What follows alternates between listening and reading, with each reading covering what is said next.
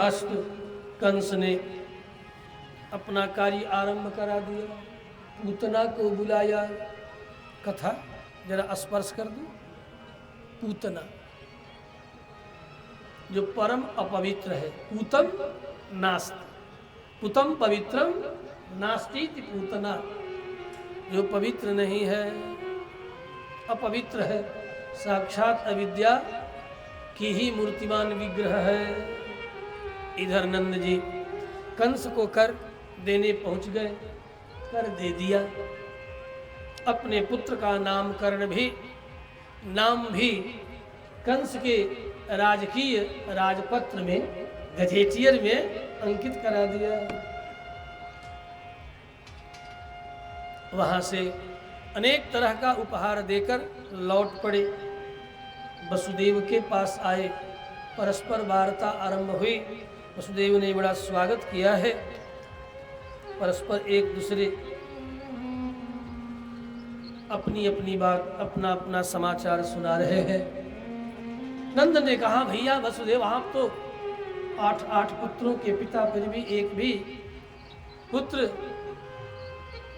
के प्रति आप वात्सल्य नहीं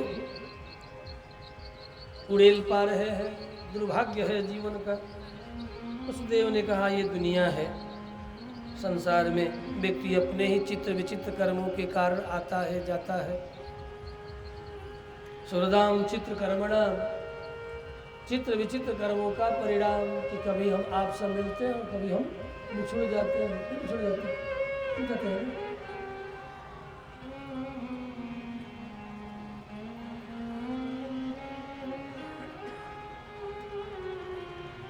ओघेन बिहुअमानानां प्लवानां स्रोतसो यथा, जिस तरह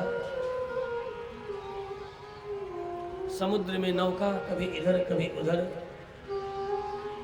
बालू के कण गंगा में कभी इधर कभी उधर बहते रहते हैं, उसी तरह काल प्रवाह में जीव कभी संयोग कभी वियोग इसका होता ही रहता है।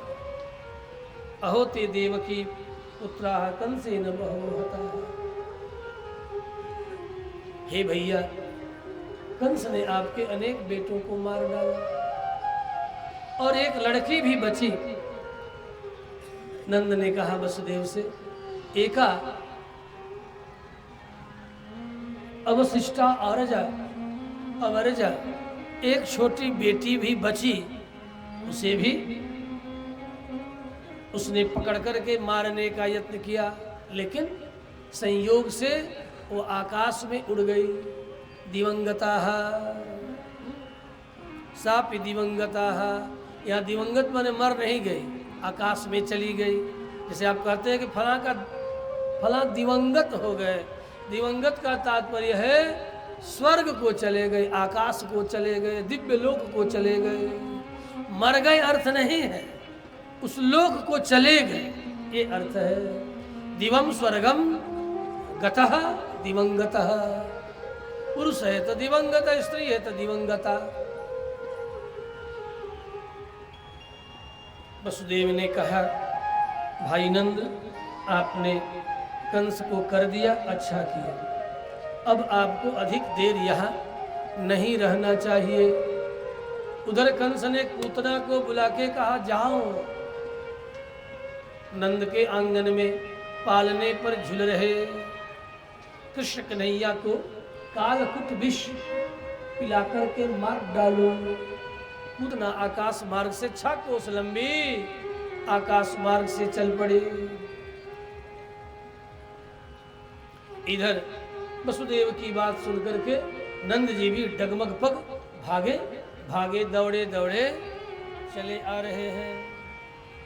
भगवान कृष्ण पालने पर करारविंदेन परारविंदम, अपने हाथ से चरणों को पकड़ करके अपने चरण के अंगूठे को, अंगुष्ठ को मुख में डाल करके चूट चूट चूट चूट करके चूस रहे हैं। मानो पता लगा रहे हैं कि बात क्या है, कि हमारे जो भक्त लोग हैं मेरे चरणों के पराग को पीने के लिए जन्म जन्म यत्न करते रहते हैं, पुनः पुनः जन्म लेते हैं, पुनः पुनः यत्न करते रहते हैं। आखिर कौन सा ऐसा रस मेरे चरणों के धूलि में, पराग में है?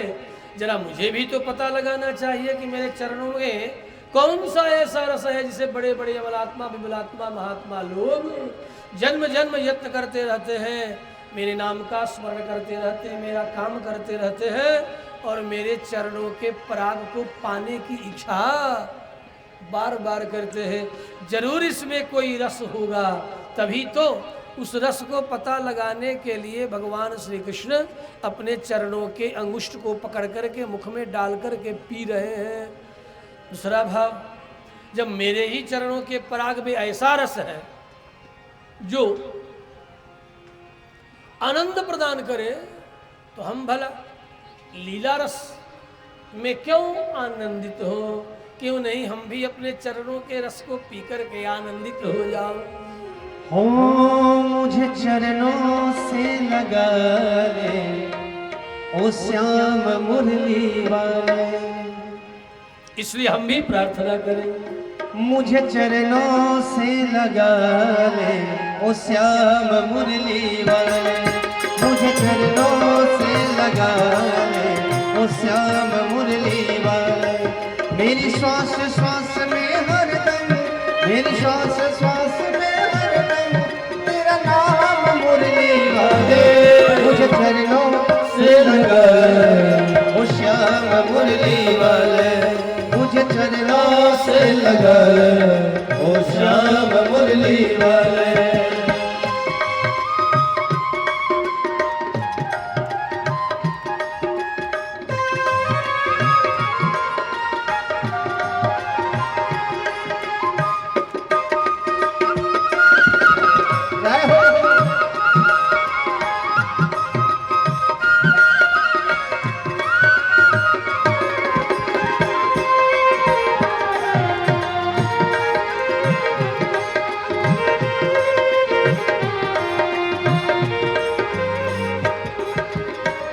भक्तों की तूने कहा विपदा है तारी। भक्तों की तूने कहा विपदा है तारी। ओ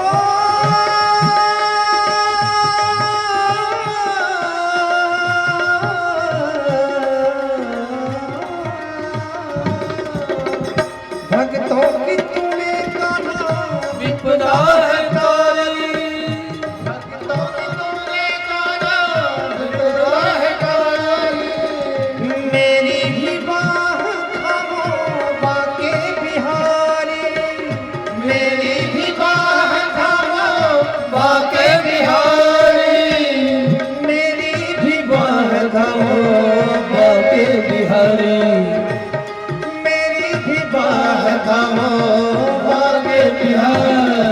बिगड़े बनाए तुमने, बिगड़े बनाए तुमने सब काम मुरली वाले।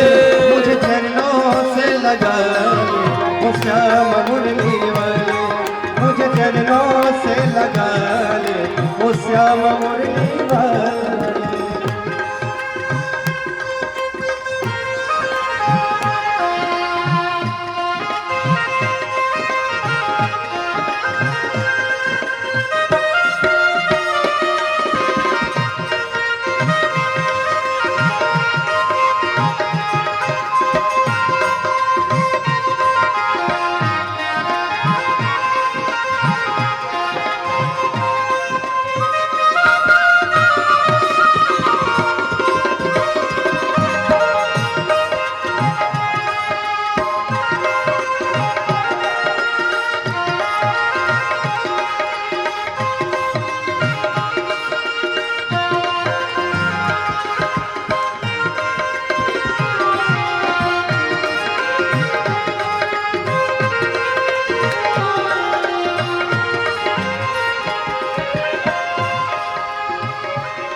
मुझे चरणों से लगा ले ओ श्याम मुरली वाले। मुझे चरणों से लगा ले ओ श्याम मुरली वाले। मेरी श्वास श्वास में हरदम, मेरी श्वास श्वास में हरदम तेरा नाम मुरली वाले। चरणों से लगा ले ओ श्याम